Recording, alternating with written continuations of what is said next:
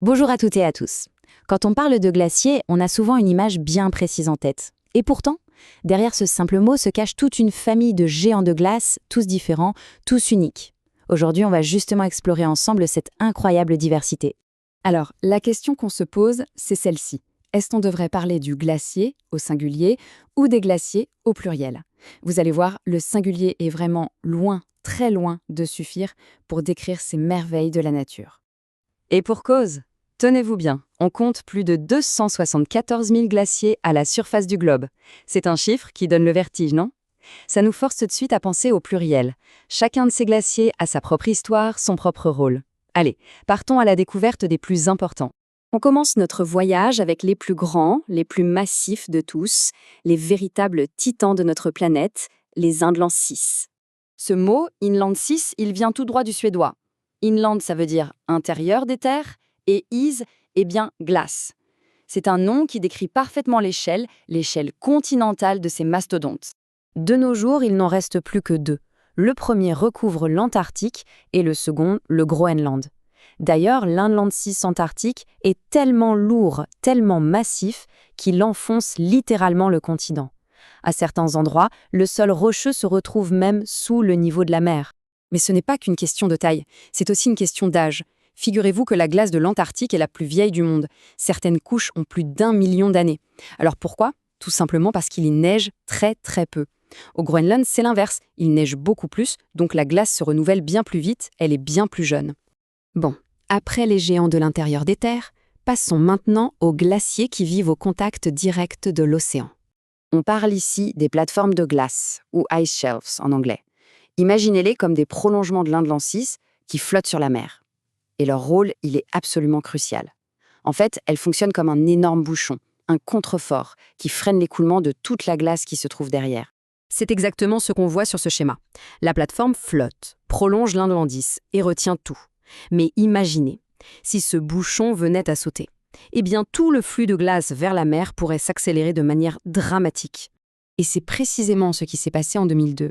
L'effondrement en quelques jours à peine de la plateforme Larsen B.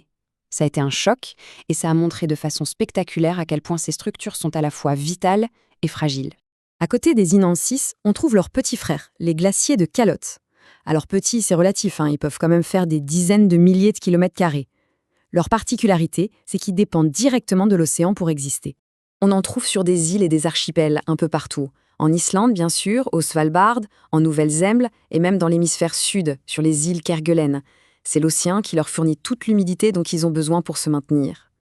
Allez, on termine notre tour d'horizon avec les glaciers que l'on connaît le mieux finalement, ceux qui sont nichés au cœur de nos montagnes. En montagne, les glaciers, c'est tout un système.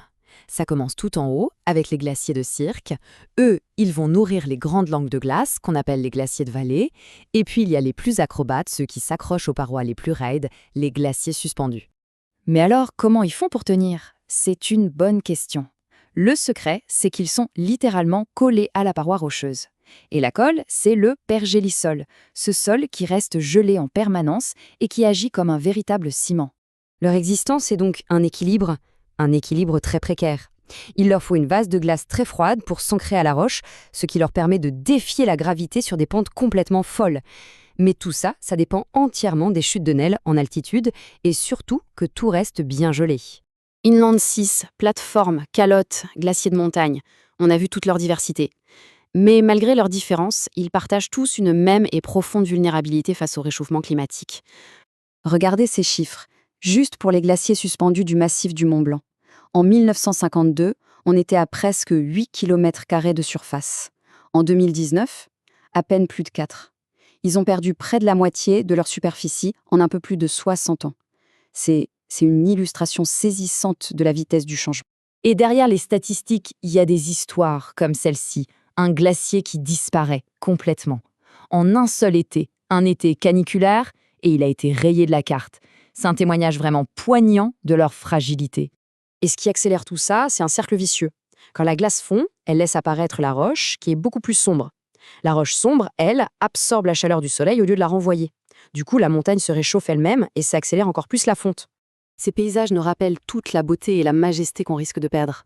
Parce que chaque glacier, du titan continental au petit acrobate des cimes, est un monde à part entière, un acteur unique et essentiel de notre planète. On a commencé avec ce chiffre, 274 000 glaciers. La question qui se pose aujourd'hui, avec une urgence nouvelle, elle est toute simple, mais elle donne le vertige. Sur ces 274 000, combien en restera-t-il demain ?